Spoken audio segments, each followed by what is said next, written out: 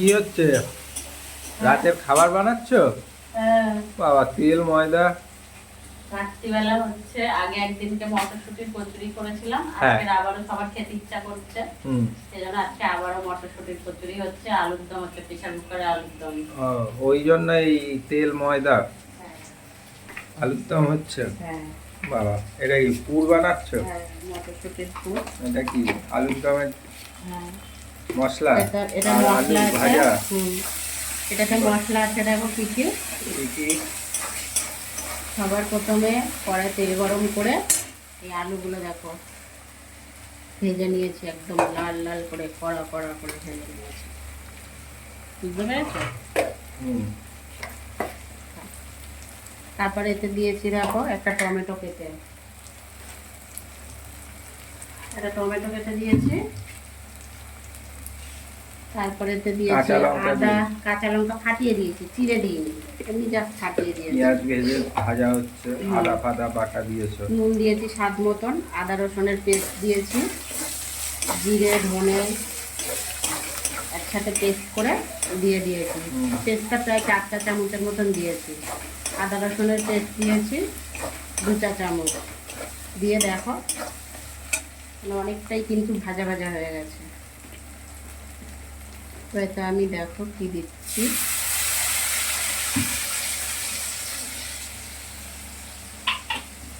আর ওদিকে দেখো পুর হচ্ছে, দেখাচ্ছে।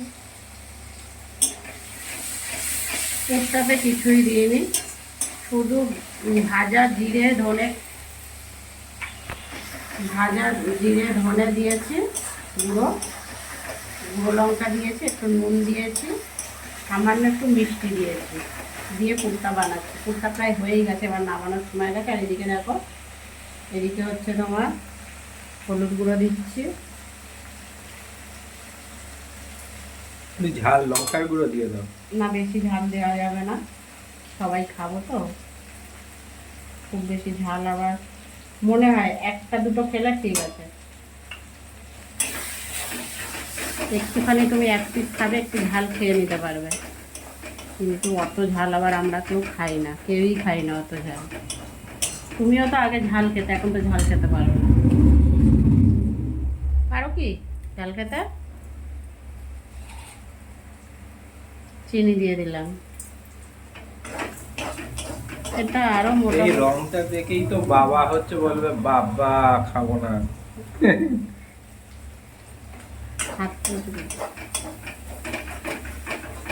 কালারটা দেখো, কালারটা দূর থেকেই দেখানো হচ্ছে কিন্তু।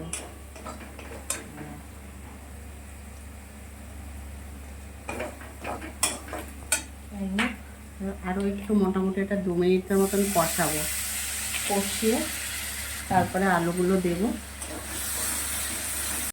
দেখো মশলাটা কিন্তু কষানো হয়ে গেছে, আলুটা আমি দিয়ে দিলাম, জল দিয়ে দিচ্ছি এবারে।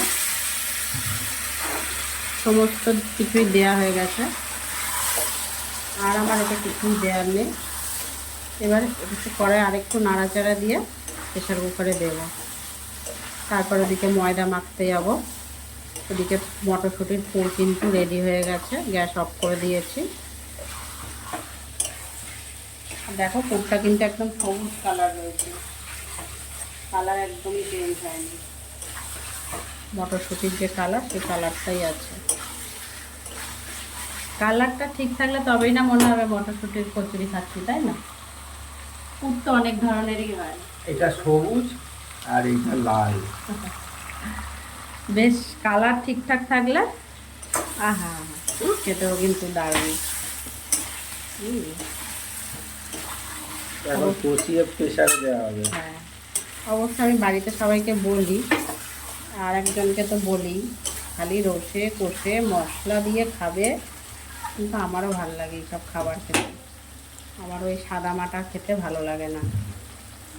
তো চলো এবারে এটা ভালো করে আর একটু 2 মিনিট কষাবো, কষানোর পরে পরিমাণ মতন জল দিয়ে প্রেসার কুকারে 4-5টা সিটি মেরে নামিয়ে নেব। আর এই প্রেসার কুকারে একটু জাস্ট মিট মশলা দিয়ে প্রেসার কুকারটা ঢেকে দেবো, 4 থেকে 5টা সিটি মারবো, মেরে নামিয়ে নেবো। আর এদিকে চলে আসবো আবার কচুরি ভাজার সময়। চলো। পুর ভরে, মটরশুঁটির পুর ভরে দেখো ভাজাও হচ্ছে। আলুর দম ওদিকে হচ্ছে, চাপও না, মধ্যিখানে চাপও সমান হয়ে যাবে। ভাজা হচ্ছে।